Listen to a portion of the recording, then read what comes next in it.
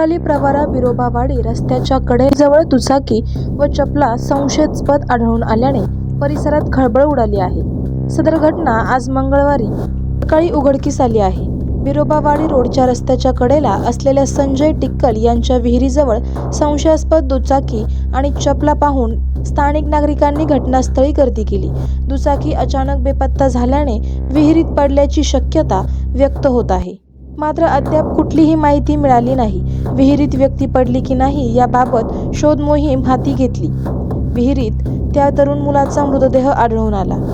त्या मृत व्यक्तीचे नाव सुनील बाळासाहेब तुपे, वय वर्ष 32, राहणार लाखरोड। यावेळी पट्टीचे पोहणारे व नगर परिषदेचे कर्मचारी यांच्या मदतीने मृतदेह बाहेर काढण्यात आला आहे। सुनील मृत व्यक्तीने आपली जीवन यात्रा का संपवली आहे याबाबतचे मुख्य कारण अजून समजलेले नाही। पोलीस प्रशासनाकडून पुढील तपास चालू आहे।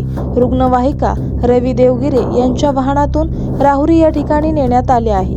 यावेळी घटनास्थळी भाजपचे नगराध्यक्ष सत्यजित कदम, नगरसेवक प्रकाश भाऊ संसारे, वंचित नगरसेवक संतोष चोळके, सुनील कराळे, गणेश तांबे, मयूर अडांगळे, डॉक्टर फिरोज शेख, किरण सरोदे, नितीन वाळूज आदी कार्यकर्ते उपस्थित झाले होते। आवाज जनतेचा न्यूज प्रतिनिधी विजय सरोदेसह विलास खोडके। करायचं आहे लाईव्ह कार्यक्रम किंवा आहे कसले आंदोलन, जनसामान्यपर्यंत पोहोचेल आपला हक्काचा आवाज, आवाज जनतेचा।